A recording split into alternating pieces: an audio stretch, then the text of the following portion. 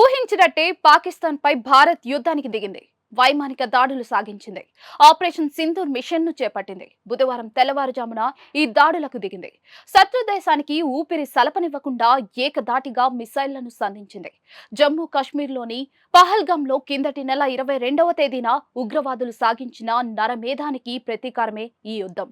26 మంది అమాయక పర్యాటకుల ప్రాణాలను పొట్టన పెట్టుకున్న ఉగ్రవాదులు ఈ ఘాతుకానికి పాకిస్తాన్ కారణమంటూ మొదటి నుంచి భారత్ వాదిస్తూనే వచ్చింది.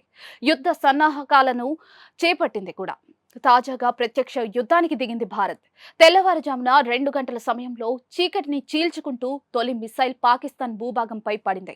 ఇక దాని తర్వాత ఒకదాని వెంట మరొకటి భారత క్షిపణులు పాకిస్తాన్ గడ్డపై కనీవిని ఎరుగని విధంగా విధ్వంసాన్ని సృష్టించాయి. తాజా దాడుల్లో జైషే మహ్మద్ ఉగ్రవాద సంస్థకు భారీ నష్టం సంభవించింది. బహవల్పూర్, అహ్మద్పూర్ ఈస్ట్ లో సుభాన్ మసీద్ ప్రాంతంలో చాలా కాలం నుంచి కొనసాగుతూ వస్తున్న జైషే మహ్మద్ సంస్థకు చెందిన ఉగ్రవాద శిబిరాలు నేలమట్టమయ్యాయి. ముజఫరాబాద్ లో బిలాన్ మసీద్ ప్రాంతంలో మరో ఉగ్రవాద సంస్థ లష్కరే తోయిబాకు చెందిన 3 ఉగ్రవాద శిక్షణ శిబిరాలు ధ్వంసమైనట్లుగా ఆర్మీ వర్గాలు ధృవీకరించాయి.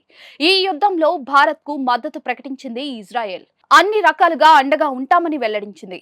ఈ యుద్ధంలో భారత్ వైపు నిలిచిన తొలి దేశం ఇదే.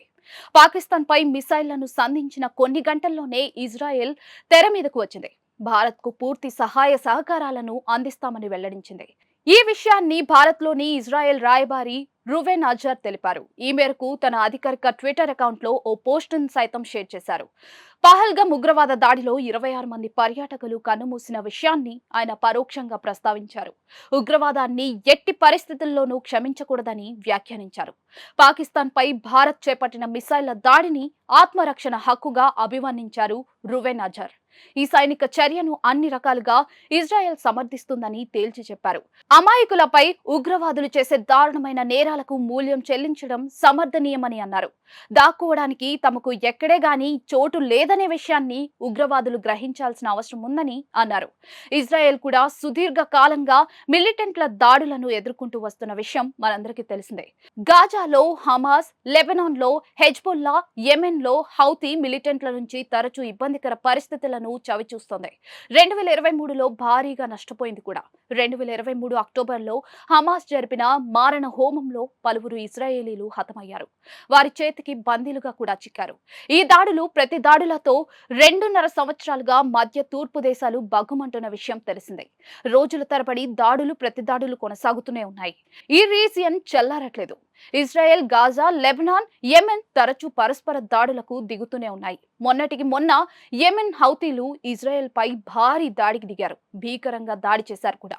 మిసైళ్లను సంధించారు. ప్రధానంగా బెన్ గురియన్ ఎయిర్పోర్ట్ పై హౌతీల దాడి భయానకంగా కొనసాగింది. ఈ ఎయిర్పోర్ట్ పై ఏకంగా బాలిస్టిక్ క్షిపణులను సంధించారంటే దీని తీవ్రత ఏ స్థాయిలో ఉందో అర్థం చేసుకోవచ్చు.